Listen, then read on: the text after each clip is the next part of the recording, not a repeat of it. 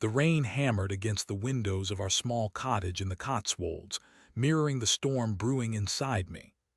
Alaric, a 43-year-old software engineer, found myself staring at a snapshot of my life before it all crumbled. My wife, Isolde, stood beside me, her smile radiant, her eyes sparkling with what I foolishly believed was pure, unadulterated love. We were celebrating our 10th anniversary, a milestone I had envisioned as the foundation for countless more years of happiness. Now, that photograph felt like a cruel taunt, a reminder of the idyllic life that had been meticulously fabricated on a foundation of lies. It had started subtly, almost imperceptibly. Isolde, a talented ceramic artist, had always been passionate about her work, spending hours in her studio creating beautiful, intricate pieces. But in recent months, her dedication seemed to morph into an obsession. She would disappear for days, claiming to be attending workshops or meeting with potential clients in London. Initially, I was supportive, proud of her burgeoning career, but a nagging unease began to fester in the pit of my stomach. Her phone became her constant companion, clutched tightly in her hand, its screen always facing away from me. Late-night texts, hushed phone calls taken in the garden, and a newfound protectiveness of her digital devices, these were the subtle cracks that began to appear in the facade of our perfect marriage. I tried to dismiss my suspicions, attributing them to stress, to the pressures of modern life, but the feeling persisted, growing stronger with each passing day. The first concrete sign came in the form of a misplaced receipt. I was tidying up the living room when I found it tucked between the cushions of the sofa, a receipt from a boutique hotel in Bath, dated for a weekend when Isolde had supposedly been attending a pottery convention in Birmingham. My heart pounded in my chest as I stared at the paper, the reality of my suspicions crashing down upon me like a tidal wave. I tried to rationalize it, to find an explanation, but deep down, I knew the truth. My wife was lying to me. Confronting her was the hardest thing I had ever done. I remember the way my hands trembled as I held out the receipt, the words catching in my throat as I asked her to explain. She denied it at first, her eyes wide with feigned innocence, claiming the receipt must have been planted, that someone was trying to sabotage our marriage. But I pressed her, my voice rising with each denial, until finally she broke down, tears streaming down her face as she confessed to the affair. His name was Caspian, a fellow artist she had met at a workshop in Cornwall. He was everything I wasn't: charismatic, adventurous, and seemingly free from the mundane responsibilities of family life. Isolde claimed it had started innocently, a shared passion for art that had gradually blossomed into something more. But as she spoke, I saw no remorse in her eyes, only a desperate attempt to justify her actions, to minimize the pain she had inflicted upon me. The days that followed were a blur of anger, confusion, and gut-wrenching sorrow. I couldn't eat, I couldn't sleep, I couldn't escape the image of Isolde in Caspian's arms, betraying the vows she had made to me. Our home, once a sanctuary of love and laughter, became a battleground of accusations and recriminations. I demanded to know every detail of the affair, torturing myself with the graphic descriptions of their encounters, each word a dagger twisting in my heart. Isolde, initially contrite and apologetic, soon grew defensive, accusing me of being controlling and emotionally unavailable. She claimed I had stifled her creativity, that I had failed to appreciate her artistic talents, that she had felt trapped in our marriage. Her words were like salt in an open wound, confirming my deepest fears that I had somehow failed as a husband, that I was not enough for her. As the days turned into weeks, the reality of our situation began to sink in. Our marriage was broken, shattered beyond repair. The trust that had once bound us together was gone, replaced by a deep-seated resentment and a profound sense of betrayal. I knew I couldn't stay, that I couldn't continue living a lie, pretending that everything was okay when my world had been turned upside down. I made the difficult decision to end our marriage. Isolde didn't fight it, her eyes filled with a mixture of relief and regret. We divided our assets, sold the cottage, and went our separate ways. I moved to London, hoping to escape the memories that haunted me in the Cotswolds, to start a new life, free from the pain and deception of the past.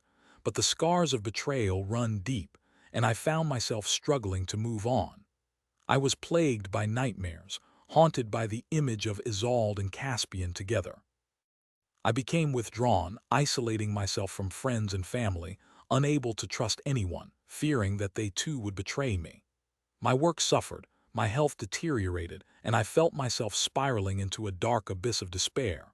One evening, consumed by grief and anger, I decided to confront Caspian. I tracked him down to his studio in Cornwall, driven by a desperate need to understand why he had done this, why he had destroyed my marriage. I found him working on a sculpture, his hands covered in clay, his face etched with concentration. He looked up, surprised to see me, his eyes widening with a mixture of fear and arrogance. I didn't mince words. I accused him of being a home wrecker, of preying on a vulnerable woman, of destroying my life. He didn't deny it, but instead offered a smug apology, claiming he couldn't help falling in love with Isolde, that their connection was undeniable. His words ignited a rage within me that I had never experienced before. I lunged at him, grabbing him by the collar, ready to unleash my pent-up fury. But as I looked into his eyes, I saw not malice, but a strange mixture of guilt and confusion. He was not the villain I had imagined, but a flawed and misguided individual, caught in a web of his own making. I released him, my anger slowly subsiding, replaced by a profound sense of emptiness. I realized that confronting Caspian wouldn't bring Isolde back, wouldn't undo the pain she had caused. It would only perpetuate the cycle of anger and resentment, trapping me in the past. I turned and walked away, leaving Caspian standing in his studio, his face etched with a mixture of relief and regret. As I drove back to London, I made a decision to let go of the anger, to forgive Isolde and Caspian, not for their sake, but for my own. I knew it wouldn't be easy, but I couldn't allow their actions to define my life, to control my future. I started therapy, seeking professional help to process my emotions and to rebuild my shattered self-esteem. I reconnected with friends and family, rediscovering the joy of human connection. I threw myself into my work, finding solace in the challenges of my profession. Slowly but surely, I began to heal, to move on from the pain of the past. One day, I received a letter from Isolde. She wrote of her regret, of the pain she had caused, of the realization that she had made a terrible mistake. She had ended her relationship with Caspian, she wrote, and was now living alone, trying to rebuild her life. She didn't ask for forgiveness, but simply wanted me to know that she understood the depth of her betrayal. I didn't respond to her letter, but I felt a sense of closure, a sense that I had finally come to terms with the past. I had survived the betrayal, I had emerged stronger and wiser, and I was ready to embrace the future, whatever it may hold. Years later, I met someone new, Brant, a kind and compassionate woman who saw beyond my scars and loved me for who I was. We built a life together, filled with love, trust, and mutual respect. I learned that betrayal doesn't have to define you, that it is possible to heal, to forgive, and to find happiness again. The rain still falls on the Cotswolds, but now, when I think of that small cottage, I no longer feel the pain of the past, but a sense of gratitude for the lessons I have learned, for the strength I have found within myself. But the story doesn't end there. A few weeks ago, I received an unexpected phone call. It was from a private investigator. Apparently, Isolde had been involved in a series of art scams, using her talent to create forgeries and sell them to unsuspecting collectors. Caspian, it turned out, was her accomplice, a charming con man who had helped her orchestrate the scheme. The affair, the investigator revealed, was likely a calculated move, a way for Isolde to gain Caspian's trust and enlist his help in her criminal activities. I was stunned, reeling from the revelation. The woman I had loved, the woman who had betrayed me, was not just an adulterer, but a criminal, a manipulator who had used me as a pawn in her twisted game. The anger that I thought I had buried resurfaced, stronger than ever before. I cooperated with the authorities, providing them with information that helped them build a case against Isolde and Caspian. They were arrested and charged with fraud, conspiracy, and money laundering. The news spread quickly, shocking the art world and shattering Isolde's reputation. At their trial, the full extent of their crimes was revealed. They had defrauded countless collectors, amassing a fortune through their deceitful scheme. Isolde, it turned out, had been planning this for years, meticulously crafting her forgeries and grooming Caspian to be her partner in crime. As I sat in the courtroom, listening to the evidence, I felt a strange mixture of vindication and sadness. I was vindicated in knowing that I had not been wrong about Isolde, that she was indeed capable of great deception. But I was also saddened by the realization that the woman I had loved had never truly existed, that she was a carefully constructed facade designed to manipulate and deceive. Isolde and Caspian were found guilty and sentenced to several years in prison. Their art careers were ruined, their reputations tarnished beyond repair. They had lost everything, paying the ultimate price for their greed and deceit. As I walked out of the courtroom, I felt a sense of closure, a sense that justice had been served. Isolde and Caspian had been held accountable for their actions, and I was finally free from their toxic influence. I could now move on with my life, knowing that I had done everything I could to protect myself and others from their harmful schemes. But the experience had changed me. I was no longer the naive and trusting man I had once been. I had learned the hard way that appearances can be deceiving, that people are not always who they seem to be. I had become more cautious, more skeptical, more aware of the darkness that can lurk beneath the surface of even the most seemingly innocent individuals. Despite the pain and betrayal, I had also gained something valuable: a deeper understanding of myself, a greater appreciation for the importance of honesty and integrity, and a renewed commitment to living a life of authenticity and purpose. I had emerged from the ashes of my shattered marriage a stronger and more resilient person, ready to face whatever challenges the future may hold. Brant stood by me throughout the entire ordeal, offering unwavering support and love. She helped me navigate the emotional turmoil, reminding me of my worth and encouraging me to focus on the positive aspects of my life.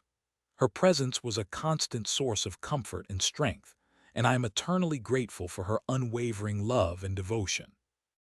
I have now dedicated my life to helping others who have been victims of fraud and deception. I volunteer my time at a local charity, providing support and guidance to those who have been scammed or betrayed. I share my story, hoping to inspire others to overcome their challenges and to find hope in the face of adversity. Isolde and Caspian's actions had caused me immense pain and suffering, but they had also inadvertently set me on a new path, a path of purpose and meaning. I had turned my personal tragedy into an opportunity to make a positive impact on the world, to help others avoid the pitfalls of deception and betrayal.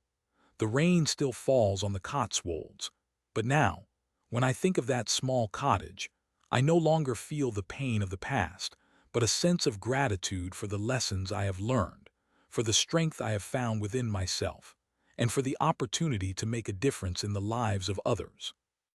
The betrayal had been a catalyst for growth, a turning point that had led me to a more fulfilling and meaningful life. And so, my story comes to an end, a testament to the resilience of the human spirit, the power of forgiveness, and the importance of living a life of honesty and integrity. I hope that my experience will serve as a cautionary tale, reminding you to be vigilant, to trust your instincts, and to never underestimate the capacity for deception that exists in the world.